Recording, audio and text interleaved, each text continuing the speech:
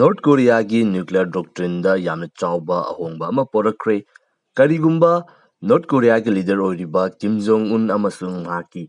manak nakpada leiriba maruiba leader sing asida kudongtiba lakpa taragadi automatically makogi leiriba nuclear weapons sing adu launch tawba yanabagi system ama porakre mayam pumnamakpu anoba video update amada amukka hanna taramnok suri ngasidi North Korea gi hojik leiriba nuclear doctrine asida yamna chawba ahongba ama lagliba sigi matangda amu yengbinasi North Korea gi leiriba parliament asida bill oina putoktuna masidagi approve tawraklaba matungda anauba niyom asibu leiba asida chanaba hawragani haiduna lauthorakhibani hairiba anauba law asida yauriba maruiba pointsing asi amu yengbinasi Ihan hanbada hojik North Korea gi leader oiduna leiriba Kim Jong Un amasung mahaki manak nakpada leiriba North Korea gi maruiba leader sing asida Kodong thiba lakpa atopa foreign countries singi influence yaudana makogi hojik leiriba position asibu lokthoknaba hotnaba natragana hairiba myoising asibu assassinate tawnabagi damakta honarakpa taragadi madugi chingnaba adu leiba taragadi North Korea gi leiriba nuclear weapons sing asi sijinnaduna hairiba foreign country aduda attack tawba haibani karigumba kudongthiba ama lakpa matamda automatically makoina nuclear weapons sing asi sijinnaduna attack tawgani haibadi fongdokli adubu matau karam tawduna automatically nuclear weapons sing asi sijinnaduna attack chathagadoribano karamba maongda attack tawgadoribano haibadudi makoina sapsana fongdokpa leite aduga North Korea hairiba country asi makogi oiba information asi atopa country singda share tawthoktabana maram oiduna hairiba asigi matangda marik chumba amasung kari oribano haiba wafamsing adusu hojik fawbagi oinadi chapchana thorokpa leitri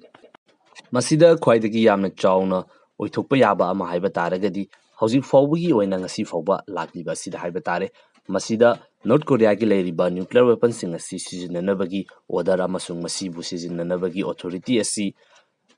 supreme leader oiriba Kim Jong Un gi makuta leibani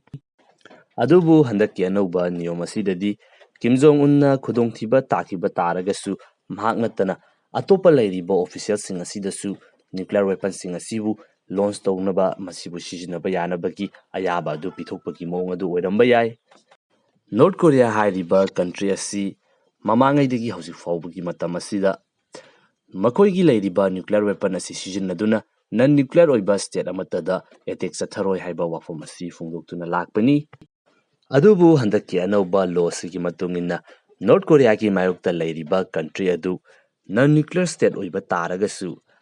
hairiba country aduga atopa nuclear oiba nuclear weapon leiraba country amaga punsinaduna North Korea gi mayokta thabak thawngsing tawba taragadi madudasu nuclear weapon sijinnanabagi wafamsi yauri karigumba North Korea ga atopa country amaga lan soknaba matamda atopa country aduna North Korea si maithiba pikiba yabagi oithokpa adu leirakpa taragadi nuclear weapons sijinnanabagi wafam phawba handaki anauba law sida yauri North Korea na nuclear weapon hek fangkiba matam adudagi ngasi fawba asida North Korea hairiba country asibu responsible nuclear state amagi status adu pinabagi damakta lepa leitana adumak demand tawduna laklibani masini handaki North Korea gi khongthang asi hairiba khongthang asi US mahaki alai oiriba South Korea Japan asingba country asida yamna chawba pakum amakhak pibani Kim Jong Un gi maikaidagi anauba law aduga loinana North Korea gi leiriba miyamsing aduda leibak asigi fibam asi adumak luri makha tanasu asumna oikiba yabagi oithokpa adu leiri haiduna miyamda fongdokpasu leiki hojik asi North Korea amasung Kim Jong Un gi leadership amasung makogi leiriba government asida yamna chawba threat ama lakpagi mami asu aikoina lokhalakliba khongthangsing asidagi adumak uba fangi North Korea gi anauba khongthang asigi matungda Russia gi maikaidagi North Korea gi automatically nuclear weapon launch tawbagi system asida yamna kupsina yengli haina fongdokli US amasung South Korea na chingba country asina hojiksu matam ama hektada punduna wari sananabagi thong hangdoktuna leiri haina adumak fongdokli